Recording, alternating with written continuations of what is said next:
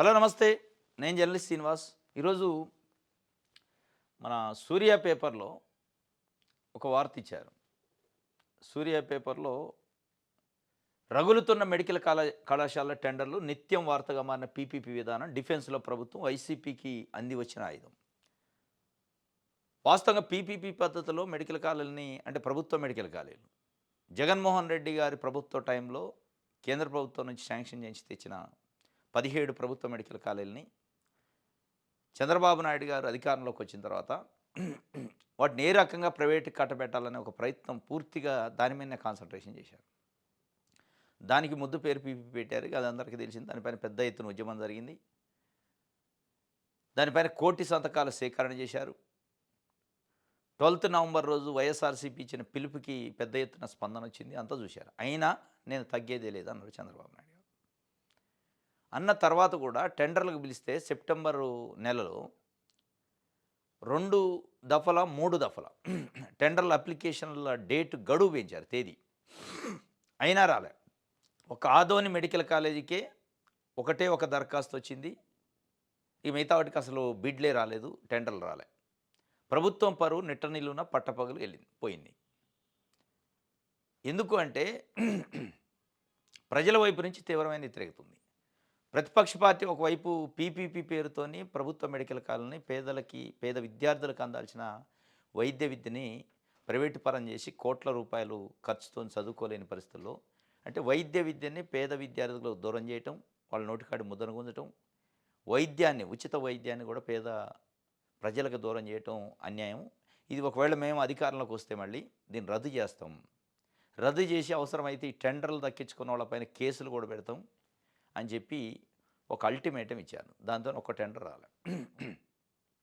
ఎందుకు అంటే పెట్టుబడిదారులు నిజంగానే జగన్మోహన్ రెడ్డో ప్రతిపక్ష పార్టీయో వార్నింగ్ ఇస్తే కేసులు పెడతామంటే జైలుకు పంపుతామంటే ఆగుతాయి అంటే ఆగవు. చాలా విషయాలలో అనొచ్చు. ఈరోజు అమరావతి భూసేకరణ సమీకరణ 2 దశల్లో చేస్తామంటున్నాం, వాటిపైన కూడా కేసులు పెడతాను అనొచ్చు. కానీ ఇక్కడ ప్రజల నాడి ఉంది. ప్రజల నుంచి తీవ్రమైన వ్యతిరేకత ఉంది. ప్రజల వ్యతిరేకత దృష్ట్యా ఇది రాబోయే ఎన్నికల్లో ప్రధానమైన ఎజెండా అయ్యే అవకాశం ఉంది. 2029 అసెంబ్లీ ఎన్నికల్లో ఇది క్యాన్సిల్ చేసిన వాళ్ళకే ఓట్లేస్తాం అనే పరిస్థితి ప్రజల్లో వచ్చే అవకాశం ఉంది. ఇది మనం దేశపై అక్కడ పెట్టుబడి పెట్టి ఈ 2-3 సంవత్సరాలు ఆ బిల్డింగ్లు కన్స్ట్రక్షన్కి ఖర్చు పెట్టి పెట్టుబడి పెట్టి నష్టపోతాం అనే ఉద్దేశంతో ఎవరు రాలే. అంటే ప్రజల నాడిని పెట్టుబడిదారులు లాభాల కోసం వ్యాపారాలు చేసే వ్యాపారస్తులు గుర్తించగలరని ప్రజా సంక్షేమం కోసమే ప్రభుత్వం ఏర్పాటు చేసినవనే ప్రభుత్వం గుర్తించట్లే. ప్రభుత్వానికి కళ్ళు తెరవట్లే. వాళ్ళు కళ్ళు తెరిచారు. టెండర్లు వేసేవాళ్ళు వ్యాపారస్తులు, పెట్టుబడిదారులు. ఇది అయ్యే పని ముచ్చట కాదు. ఇది ప్రజల నుంచి తీవ్రమైన వ్యతిరేకత ఉంది కాబట్టి మనం ఇది పెట్టుబడి పెట్టడం దండగైద్దని చెప్పి వాళ్ళు వెనక్కిపోయారు. ఈ దీంట్లో ఇంకో ట్విస్ట్ ఏంటంటే ఒకటే ఒక దరఖాస్తు వచ్చింది ఆదోనిది. ఆ దరఖాస్తు కూడా అసలు మేము చేయలేదంటున్నారు ఇప్పుడు వాళ్ళు. కిమ్స్ హాస్పిటల్ వాళ్ళు, హైదరాబాద్ కిమ్స్ హాస్పిటల్ వాళ్ళ ఇన్స్టిట్యూషన్ తరఫున ఒక అప్లికేషన్ వచ్చిందని ఫస్ట్ అనౌన్స్ చేశారు. అది అసలు మాకు సంబంధం లేదని నిన్న KIMS hospital public relation officer announcement చేసిండు. ఇక దీంతోని ప్రభుత్వం పరువు నెట్ట నిలువున పట్టపగలు పోయింది. ఇప్పటికైనా చంద్రబాబు నాయుడు గారు సరే పోతే పరువు, ప్రజల కోసం యూటర్న్ తీసుకోండి. మీరు అనేక రకాల యూటర్న్లు తీసుకోండి. రాజకీయంగా అనేక పాలసీల విషయంలో, అనేక ఇచ్చిన హామీల విషయంలో యూటర్న్లు తీసుకున్నారు. దీంట్లో తీసుకోండి యూటర్న్. మీకు ఒక పేరుంది యూటర్న్ తీసుకోవడంలో దిట్ట అని. ఆ దిట్ట ఇక్కడ ఉపయోగించండి, ఇబ్బంది లేదు. ఎందుకంటే 2018లో మోడీని, అమిత్ షాని తిట్టారు యూటర్న్ తీసుకొని, మద్దతు ఉపసంహరించుకున్నారు. దాని తర్వాత వెంటనే మళ్ళీ ఒక 5 సంవత్సరాలు గడిచిందో లేదు మళ్ళీ యూటర్న్ తీసుకొని మోడీ, అమిత్ షా అద్భుతమైన నాయకులు అన్నారు. ఇట్లాంటి యూటర్న్లు చాలా ఉన్నాయి మీ కెరియర్లో, మీ చరిత్రలో. కాబట్టి ఇప్పటికీ స్పష్టంగా అర్థమవుతుంది.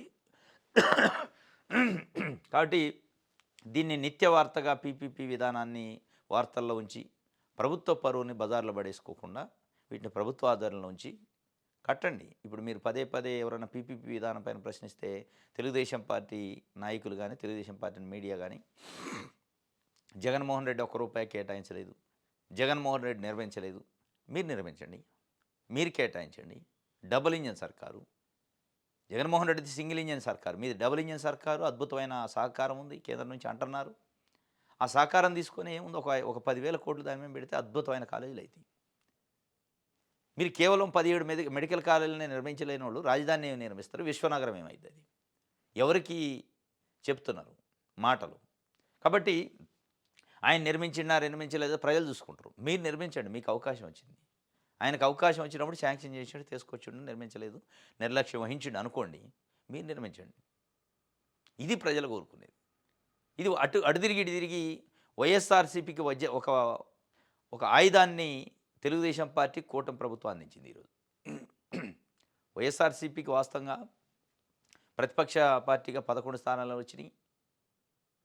వాళ్ళు చిన్న చిన్న ప్రజా ఉద్యమాలు రైతుల పక్షాన ఇవి చేస్తూ ఉన్నారు. ఇది ఒక వచ్చిన అవకాశం, అందిపుచ్చుకున్నారు వాళ్ళు. అందిపుచ్చుకున్న అవకాశానికి ప్రజలు కూడా మద్దతు ఇచ్చారు. ఇది అందుకే వైసీపీకి వచ్చిన ఆయుధం. ఆ ఆయుధాన్ని ఇంకా పదును ఎక్కేటట్టు మీరు చేస్తారా, లేదా ప్రజల పక్షాన ఉంటారా తెలుసుకోవాలో తెలుగుదేశం పార్టీ కూటమి.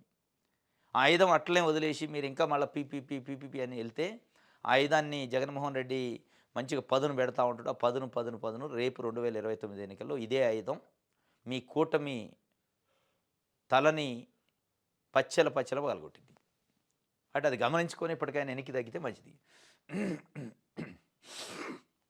రైట్. ఇంకోటి, నిన్న సాక్షి పేపర్లో దివ్యాంగుల పైన ఒక వార్త వచ్చింది. వాళ్ళతో ఆటలాడుకుంటారా, వాళ్ళ జీవితాలతో చెలగాటం ఆడతారా? దివ్యాంగులు కళ్ళకు కనపడుతుంది, కాళ్ళు లేనివాళ్ళు, చేతులు లేనివాళ్ళు, కళ్ళు లేనివాళ్ళు, రకరకాల ఇబ్బందులతో పాపం వాళ్ళకి పెన్షన్ కోసం కాళ్ళు అరిగే వరకు తిరిగిన 18 నెలలు అయింది, ఒక పెన్షన్ శాంక్షన్ కాదు. శాంక్షన్ కాకపోగా జగన్మోహన్ రెడ్డి గారు 2019లో అధికారంలోకి వచ్చే టైంలో 39,000 ఉన్న పెన్షన్ని 39 లక్షలు ఉన్న పెన్షన్ని 66 లక్షలు చేశారు. 66 లక్షలు అది దాదాపు 27 లక్షల పెన్షన్లు 5 సంవత్సరాలు ఇచ్చారు. సుమారుగా రమారమి ఒక్కొక్క సంవత్సరంలో 2 లక్షల పైచీలకు పెన్షన్లు శాంక్షన్ చేసిండు. కానీ చంద్రబాబు నాయుడు గారు వచ్చాక 66 లక్షలు కాస్త 61 లక్షకు వచ్చింది. అంటే 5 లక్షల పెన్షన్లు తొలగించారు. మీరు అన్నది ప్రజాపాలన. తొలగించడం కాదు, సంవత్సరానికి ఒక 5 లక్షలు ఇవ్వాలి జగన్మోహన్ రెడ్డి లెక్క ప్రకారం. అయితే ఇక్కడ తొలగించారు. తొలగించే దాంట్లో ఇంకొకటి, ఒంటరి మహిళలు, దివ్యాంగులు, వికలాంగులు, వాళ్ళ పరిస్థితి దారుణమైన పరిస్థితి, ఎల్లన పరిస్థితి. దానిపైన ఏంటి వాళ్ళతో చెలగాటం ఆడుతున్నారు ఒక వార్త రాస్తే, దానికి కౌంటర్గా ఈయన డోలా శ్రీ బాల రామాంజనేయ స్వామి అని సంక్షేమ శాఖ మంత్రి, అది బ్లూ మీడియా రాసింది, అబద్ధాలు. ఆయన రాస్తూ ఏం చెప్తున్నంటే, అర్హత కలిగిన ప్రతి ఒక్కరికి పెన్షన్ ఇస్తున్నాం. మరి ఎక్కడి నుంచి వచ్చారు వాళ్ళు? నిన్న ఫోటోలు వచ్చినాయి సాక్షి పేపర్లో. ఫోటోలు వాళ్ళ ఊరు, వాళ్ళ మండలం, వాళ్ళ జిల్లా అన్నీ ఇచ్చారు. ఎంక్వైరీ చేయండి, వెరిఫై చేయించండి మీ అధికారులతో, నిజంగా వాళ్ళు ఉన్నారా లేదా. అబద్ధం వార్త అది తెలిసిపోద్ది కదా.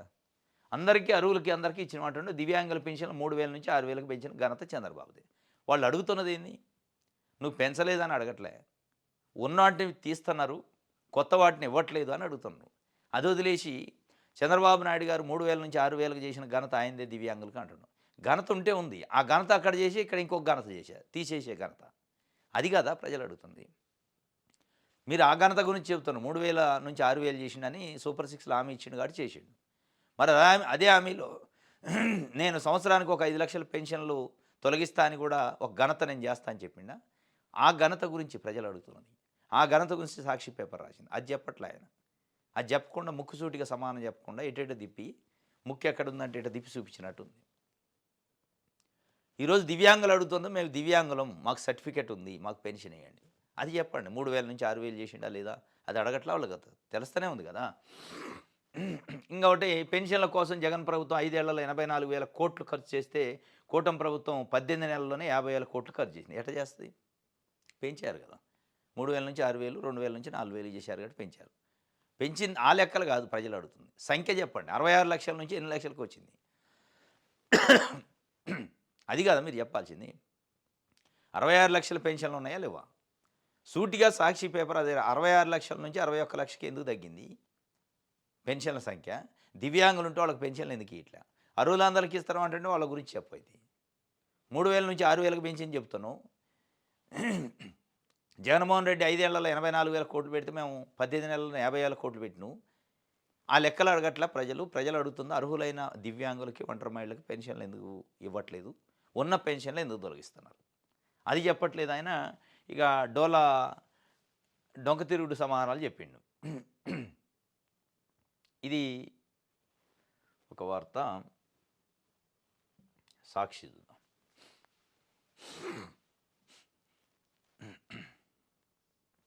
పార్కుల ముసుగులో బాబు పందారం, దళితుల భూముల్లో ప్రైవేట్ దందా. ఏపీఐసి నుంచి భూములు తీసుకోండి, మీకు నచ్చినట్టు అమ్ముకోండి. రియల్ ఎస్టేట్ సంస్థలకు చంద్రబాబు సర్కారు మరో బంపర్ ఆఫర్. ఎంఎస్ఎంఈ పార్కులు అంటే 22 చోట్ల రియల్ ఎస్టేట్ సంస్థలకు చేతికి భూములు. ప్రైవేట్ సంస్థలను ఆహ్వానిస్తూ టెండర్లు పిలిచిన ఏపీఐసి, అందులో సింహభాగం దళితుల భూములు ఏపీఐసి ద్వారా సేకరించినవే. పారిశ్రామిక పార్కుల కోసం నమ్మి భూములు ఇచ్చిన ఎస్సీ ఎస్టీ రైతులు ఇప్పుడు ఏపీఐసిసిని పక్కన పెట్టి అనుభవం లేని కార్పొరేట్ సంస్థలకు భూములు దారాదత్తం. పార్కుల కోసం అంటే ఇప్పటికే 8,500 కోట్లు బ్యాంకు రుణం తీసుకున్న ఏపీఐసి వాటితో పనులు చేయిస్తూనే ప్రైవేటు వ్యక్తులకు భూములు పొందాను. ప్రైవేటు వ్యక్తులు చేపట్టే ఆ పార్కులు ఎస్సీ ఎస్టీ పారిశ్రామికవేత్తలకు రిజర్వేషన్లు వర్తించవు.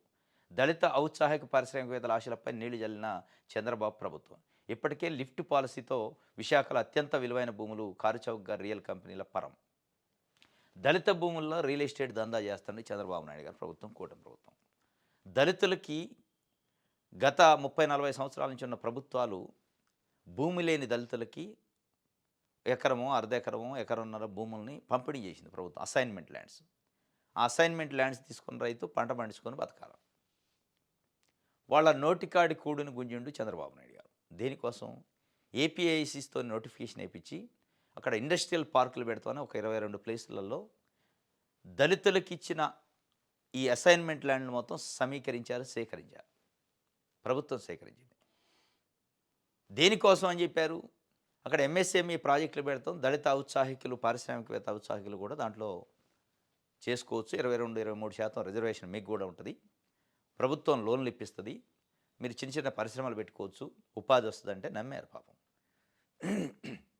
నమ్మి భూములు ఇచ్చారు. భూములు ఇచ్చారు. 8,500 కోట్లు ఏపీఐసి లోన్ తెచ్చింది బ్యాంకు నుంచి ఈ భూముల్ని అక్కడ వ్యాపార పార్కుల్ని, పారిశ్రామిక పార్కులను డెవలప్ చేయడానికి. ఆల్ ఆఫ్ సడన్గా 8,500 కోట్లు ఎడిపోయినాయో తెలియదు, దళిత ఔత్సాహికులు ఎడిపోయారో తెలియదు. ప్రైవేటు వ్యక్తుల్ని టెండర్లు పిలుస్తారట, తీసుకోండి భూమి, మేము మొత్తం దళితుల దగ్గర గుంజి మీకు రెడీ పెట్టినాం, పప్పు బెల్లం లెక్క పంచేస్తాం, పంచుతున్నాం, పంచడానికి ఎవరైతే కోరిక ఉందో వాళ్ళు వచ్చి తీసుకుపోండి, మేము పంచుతూ ఉంటాం, మీరు పరిశ్రమలు పెట్టండి, రియల్ ఎస్టేట్ దందా చేయండి. పరిశ్రమలు కూడా కాదు, పరిశ్రమ పెట్టిన కనీసం ఆ దళితులకు అందులో ఉపాధి వస్తుంది, ఉద్యోగాలు వస్తాయి. అది చేయట్లే. అది చేయకుండా కంప్లీట్గా 22 ప్లేసెస్లో పారిశ్రామిక పార్కుల్ని రియల్ ఎస్టేట్ వ్యాపారులకు కట్టబెడతాను, దళిత భూముల్లో రియల్ దందా చేసే కార్యక్రమానికి నాంది పలికారు. ఇప్పటికే అమరావతిలో పాపం భూములు ఇచ్చిన రైతులు అమరావతి కోసం భూములు ఇస్తే వాటిని ప్రైవేట్ కంపెనీలకు దారాదత్తం. ఇప్పటికే అమరావతిలో రైతులు గుండె పగిలి చనిపోతున్నారు, దిక్కు తోచని స్థితిలో. అమరావతి కోసం భూములు ఇచ్చిన రైతులకి ప్లాట్లు ఎక్కడున్నాయో తెలియదు, ఇచ్చిన ప్లాట్లు పనికిరాని ప్లాట్లు ఇచ్చారు. అసైన్మెంట్ ల్యాండ్స్ దేవాదాయ భూములో, ఒక భూములో, లేదా వాగులు వంకలలో, దానిపైన ఇప్పటికే ఆందోళన. అంటే ప్రభుత్వం ఒక లక్ష్యం కోసం పిలిపిస్తే ఆ పిలుపు కోసం ఇచ్చిన భూములు ఇక్కడేమో ఎంఎస్ఎంఈ పార్కులు పెడితే, ఇండస్ట్రియల్ పార్కులు అంటే భూములు ఇస్తే వాటిని తీసిపోయి రియల్ ఎస్టేట్ వాళ్ళకి ఇస్తున్నాం. అక్కడేమో రాజధానికి అని భూములు ఇస్తే వాటిని తీసిపోయి ప్రైవేట్ కంపెనీలకు ఇస్తున్నాయి. ఇచ్చేదేమో రైతులు, పేదలు, దళితులు, దానం చేసేది మీరు. అత్త సొమ్ము అల్లుడు దానం చేసినట్టుంది. ఇది దళిత భూముల్లో ప్రైవేటు దందా అని చెప్పి ఒక వార్తని ఇచ్చారు సాక్షి పేపర్లో. రైట్.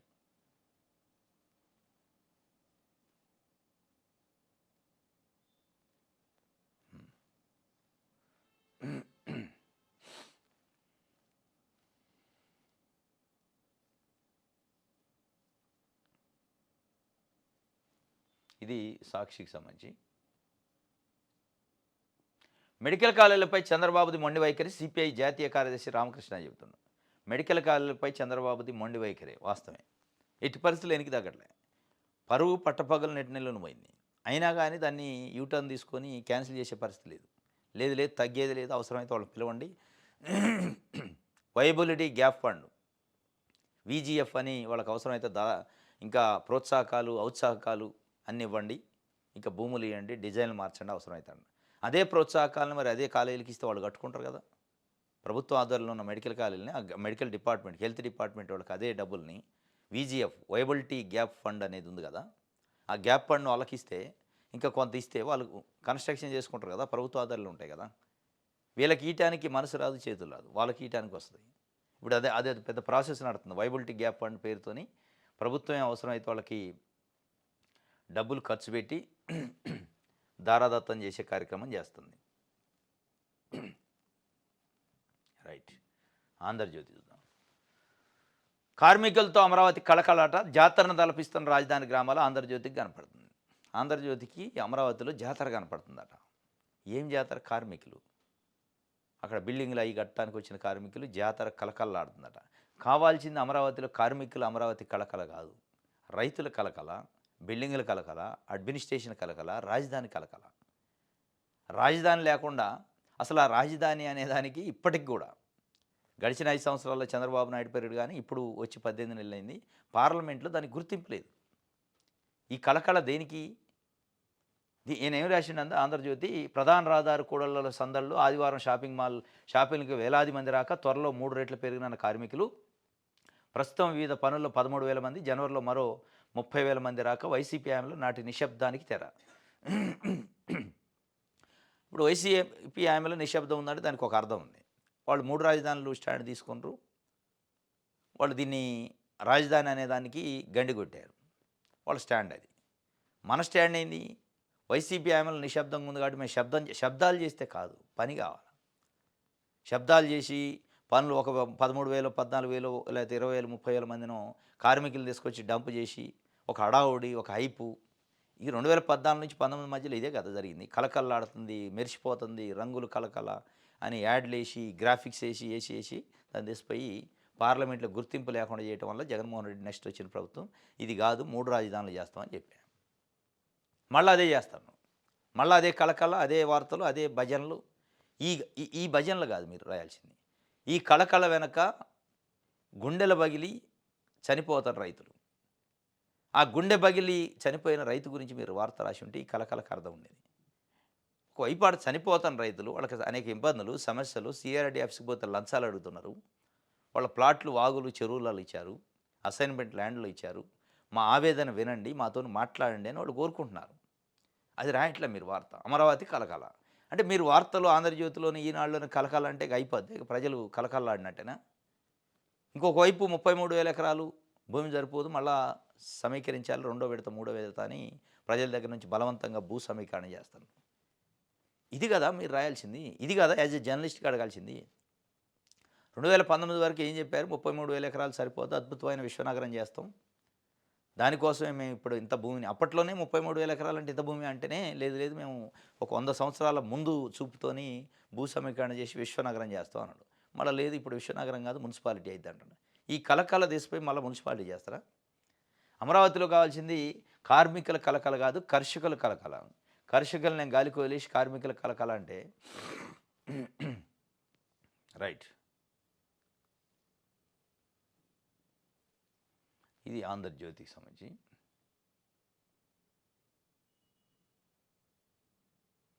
రైట్.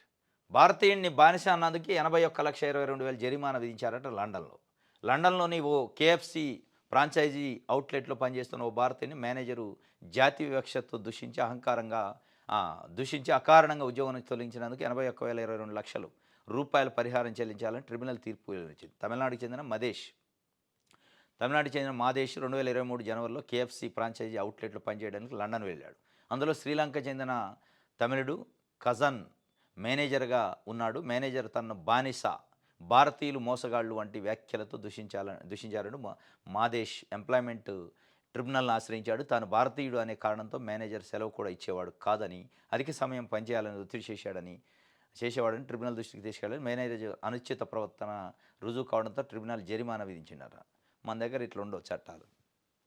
మన దగ్గర చట్టాలు లాగిచ్చి కొన్ని సంవత్సరాల పాటు కేసు వేసినోడు, కేసు ఎవరైతే మోపబడ్డదో తిరిగి వాళ్ళ కాళ్ళు అరిగిందా తిరుగుతారు. ఇది ఇక్కడైతే భారతీయుడు బానిస అన్నందుకు ఇంపోజ్ చేశారు ఫైన్.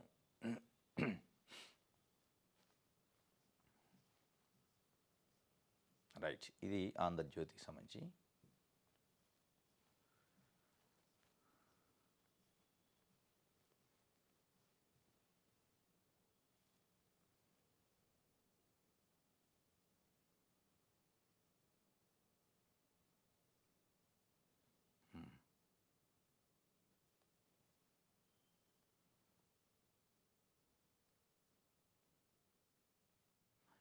ఇది ఆంధ్రజ్యోతి. ఈనాడు చూద్దాం.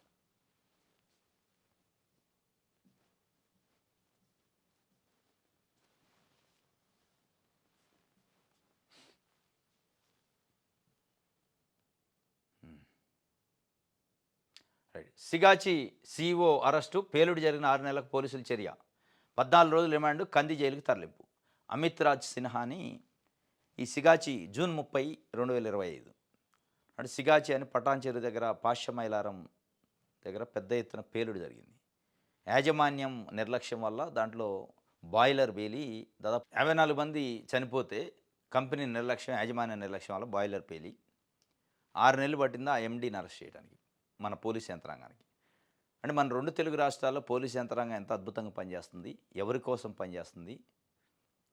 54 ప్రాణాలు కంపెనీ నిర్లక్ష్యం వల్ల జరిగితే పోతే పట్టుకోవటానికి 6 నెలలు పట్టింది. అది ఎట్లా? పబ్లిక్ ఇంట్రెస్ట్ లిటిగేషన్ ఒక న్యాయవాది హైకోర్టులో ఇస్తే దేనికోసం 54 మంది మృతి చెందిన ఆ వ్యక్తులకు సంబంధించి పరిహారం ఇస్తానని ముఖ్యమంత్రి రేవంత్ రెడ్డి ₹1,00,00,000 చొప్పున పరిహారం ఇప్పిస్తా అన్నాడు కంపెనీ నుంచి. కంపెనీ నుంచి ₹1,00,00,000 చొప్పున ఒక్కొక్క మనిషికి ఇప్పిస్తా అన్నాడు అంటే కంపెనీ తప్పు చేసింది. క్లియర్గా కనపడుతుంది. తప్పు చేయంది ఎందుకు ఇస్తారు వాళ్ళు? ఆ అనౌన్స్మెంట్ చేసిన పరిహారం రాలేదు పూర్తిగా. ప్లస్ వాళ్ళ పైన చర్యలు తీసుకోవాలని హైకోర్టులో పిల్లేస్తే హైకోర్టు డిపార్ట్మెంట్ని పిలిచి ఏమైంది అసలు ఆ కేసు అంటే 54 మంది చనిపోతే కూడా మీకు గింత చీమగుట్టినట్టు కూడా అనిపించట్లేదా? ఎప్పుడు మీరు చర్యలు తీసుకుంటారని చివాట్లు పెడితే అప్పుడు తీసుకొచ్చి అరెస్ట్ చేశారు. అంటే ఎంత దౌర్భాగ్యమైన పరిస్థితుల్లో మన వ్యవస్థలో పనిచేస్తున్న అధికారులు ఉన్నారు. 54 మంది మరణాల సాక్షికి కూడా కనీసం చర్యలు తీసుకోకపోతే అంటే మీరు ఎంత ప్రలోభాల్లో ఉన్నారు. ఒక ఇండస్ట్రియలిస్ట్ కాబట్టి, ఒక సినిమా సెలబ్రిటీ కాబట్టి ఇట్లాంటి డబ్బులు ఉన్నోళ్ళకి ఒక రకమైన చట్టం, డబ్బులు ఉన్నోళ్ళకి ఒక రకమైన చట్టాన్ని అమలు చేసే విధానం, లేని వాళ్ళకి ఇంకొక రకమైన అమలు చేసే విధానం స్పష్టంగా కనపడుతుంది. నిన్న అరెస్ట్ చేశారు. అదే హైకోర్టు సీరియస్ అయితే అరెస్ట్ చేశారు. అదే హైకోర్టు సీరియస్ కాల, హైకోర్టుకు పిల్లి పోలేదనుకో అసలు అరెస్ట్ కూడా కాదు, కేసే ఉండదు. ఇక అంతేకాదు, ఇది మన దగ్గర నడుస్తుంది. ఇదే అంశం పైన 2 తెలుగు రాష్ట్రాలు సేమ్ పోలీస్ డిపార్ట్మెంట్ ఎట్లా పనిచేస్తుంది అంటే మనోడైతే ఒక రకంగా, మందోడైతే ఒక రకంగా. నిన్న మన వైఎస్ఆర్సీపీకి సంబంధించిన కొంతమంది కార్యకర్తలు, నాయకులు జగన్మోహన్ రెడ్డి బర్త్డే సందర్భంగా గొర్రె పొట్టేల్ని నరికి మెడగోసి రక్తాభిషేకం చేశారు. ఒక 60 మంది పైన కేసులు పెట్టారు. ఇది మూగజీవాలని మీరు పైచాచికంగా చేశారు అని చెప్పి. మంచిదే. చేసి ఏం చేశారు? చట్టవిరుద్ధంగా రోడ్లపై నడిపించుకుంటూ బేడీలు వేసి తీసుకెళ్ళారు. సరే, ఓకే, అంతవరకు బాగుంది. అంటే కేవలం వైఎస్ఆర్సీపీ వాళ్ళు కాబట్టి వాళ్ళు ఒక మూగజీవాన్ని చంపితేనే తప్ప అదే ప్లేస్లో తెలుగుదేశం పార్టీ, జనసేన నాయకులు ఉండి చేస్తే ఏంటి మరి అంటే లేదు, తప్పు లేదు. ఇట్లా అమలవుతుంది. ఇదే నారా లోకేష్ గారు చంద్రబాబు నాయుడు గారి ఫ్లెక్సీలకి పొటేళ్ళని కట్ చేసి రక్తాభిషేకాలు చేశారు తెలుగుదేశం పార్టీ నాయకులు. ఇదే బాలకృష్ణ ఫ్లెక్సీకి మెడలో పొటేళ్ల తలకాయలు దండేశారు. మరి అక్కడ ఎక్కడ కనపడలే వీళ్ళకి ఆ పైచాచికం కానీ, చట్ట వ్యతిరేకమైన పని కానీ. ఇదంతా కనపడలే. ఇదే మన 2 తెలుగు రాష్ట్రాల్లో కనిపించే దారుణమైన వివక్ష ఏంటంటే ఇదే. ఇక్కడ సిగాచి కంపెనీ కాబట్టి ఆ కంపెనీ ఎండీ కాబట్టి ఆయన కనిపించలే. 54 మంది చంపినట్టు కనిపించలే, ఎక్కడ తప్పు జరిగినట్టు అనిపించలే. అదే ఒక సామాన్యుడు పిక్ పాకెట్ గాడు అయితే తీసిపోయి లోపటేస్తారు. లేదా వాళ్ళకి నచ్చని పార్టీలో ఉంటే ప్రశ్నించే వాళ్ళని అయితే తీసిపోయి లోపటేస్తారు. అప్పలరాజు అని సిపిఎం పార్టీ నాయకుడు ప్రశ్నించినందుకు పీడీ యాక్ట్ పెట్టారు. ఇక్కడ ఇదే సిగాచి కంపెనీ ఎండీని 54 మంది చంపితే అన్ని పీడీ యాక్ట్ కాదు మామూలుగా పెట్టి కేసు కూడా పెట్టడానికి 6 నెలలు పట్టింది. ఇక ఇట్లుంది అన్నట్టు మన వ్యవస్థ. దీని మీద ప్రజల్లో చైతన్యం వచ్చి ప్రజలు ప్రశ్నిస్తే తప్ప మార్పు రాదు. ఇది ఈరోజు న్యూస్ అనాలిసిస్. రేపు తాజా వార్తలతో తిరిగి కలుసుకుందాం. Thank you.